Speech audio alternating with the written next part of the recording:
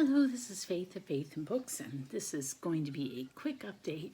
I'm laughing because my daughter said to me, "You always say you're going to give a quick update, and then 23 minutes later, you finally conclude." So that's not a quick update. So this will really be a quick update. I'm going to make it less than 10 minutes. So this week I gave myself permission to take a break from Mr. Hugo here. He had so annoyed me. And he's taking up too much time in my life, so I gave myself a break. I just had no desire to read him. I'm going to pick him back up again, though, because I'm not going to let him defeat me. But I'm giving myself permission to just skate over the parts of the book where he's just, being a windbag. And I'm just going to, lightly, look over it, see if there's anything important. But I'm not going to read every word. And I just want to get back to the narrative. He's just too tiresome. He's too demanding. I don't think he's worth the time. So it's a great, great story, but he just uses it as a vehicle to do a lot of other stuff that to me isn't worthwhile. So that I'm going to start reading him again this week. It was a nice vacation. And then I started reading, I finished The Romance at the Shop by Amy Levy. I enjoyed it. I gave it 4 stars. So I have a really, I think, kind of generous star system.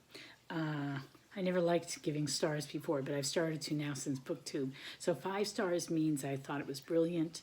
4 stars mean I recommend it to other people. 3 stars means I had problems with it, but I finished it. Anything less than two stars or less, I just don't finish the book because I don't think it's worth it. I mean, life's too short to spend time struggling through something like that when you don't have to. So, so I give Romance of the Shop 4 stars. I thought it was quite interesting. It's her first novel, and it did feel a little bit amateur to me in some ways. Like, I think the dialogue was maybe a little bit wooden, not enough to put me off, but it could have been better. I think the characters could have maybe been developed a little bit more. They come off as a little bit cookie cutter, perhaps, or I just didn't feel like I had a hold on their personalities that much. But in spite of that, it was still a great story. I thought it was really interesting to read about these women trying to make their way in the world. All those stories are really interesting to me, set back in those times. So, about women trying to get into a profession or be independent in some way. So I enjoyed it. I thought it was a good read, and I gave it 4 stars. So once I finished that, I went back to a book that I had started back in March and then gave up because this guy was my March of the Mammoths pick, and he was taking too much time. But it was the book by, let me see if I get her name right. Oh, come on. Susan Wittig Albert. Yeah, Susan Wittig Albert. And she writes The Cottage Tales of Beatrix Potter. And this is the second book, which is The Tale of Holly Howe. And I'm about a quarter of a way through that, and I'm enjoying it very much. I'm back in the Lake District with Beatrix Potter and all the characters in the village. Don't know what the mystery's going to be. It hasn't happened yet. It's very slow. Like, that's the way it was for the first one, too. The mystery didn't happen until a good way into the book, and then it's just a quiet little mystery. It's not, at least the first one was like that, and the second one, I think, is going to be like that, too. So it's really just a cozy read. It's very nice to read it at night, when you can't sleep or right before you go to sleep. So I'm enjoying that very much.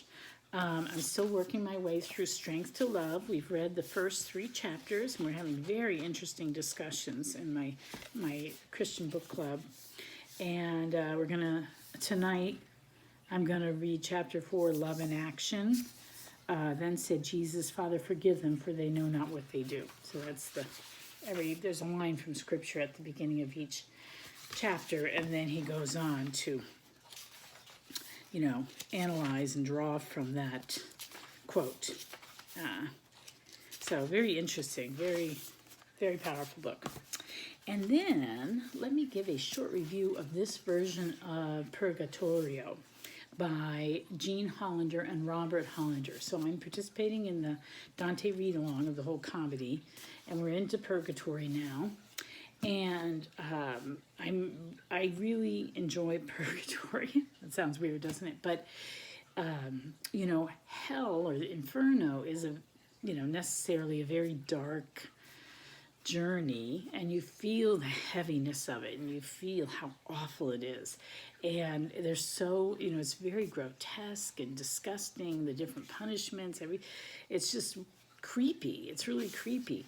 And so as interesting as it is, Purgatorio, because that they just have to wait until they get in. They are saved. They're going to get to heaven eventually. They're just in this, waiting period where they have to work off, make reparation for the sins that they have to be purged of the ramifications of their sins. Because it's one thing to be forgiven, right? But you also owe something. You owe something to make things just. And so that's what they're doing, their personal guilt. It's a much lighter book in that you're out from the earth, from under the earth, and you're climbing up a mountain with Dante and Virgil. And so you get to see these sweeping views from the mountainside, and there's a lot of sailing similes or metaphors. So, and you see the stars, and there's talking about the sky a lot. And time is really important here, because what you're doing is you're waiting to go in, right? And that involves time. How much time is it going to take for you to be purged before you're able to go into heaven? And so time is very significant. I don't get a lot of the archaic references to astrology and the zodiac and all that sort of stuff. But it's interesting, and he's still meeting people along the way that he may or may not know. And what they do is they say, well, you're living. They realize that he's living, and they want him to go back and tell their families or ask him to pray for them so that they can, to hasten their arrival to heaven. So it's a much different atmosphere, and I like it. I really like it. I was told by my son-in-law that Inferno was the only really good one. He really, but that's sort of his personality. He's kind of dark. I like Purgatorio better. So I think I really do, just because the atmosphere is different. Because I have a hard time swallowing all the grotesque, perverted stuff going on in the Inferno. But I just want to talk 1 minute about this edition. This is the most thorough edition I've ever seen, or translation, the way they put it together. So what they do, let me show you, I've just finished the 6th canto, but let me show you what they do. First of all, you get an outline of what's going to happen in the canto with the lines here, the number of lines, and then a brief outline. Then on this side they have the Italian, on this side the English.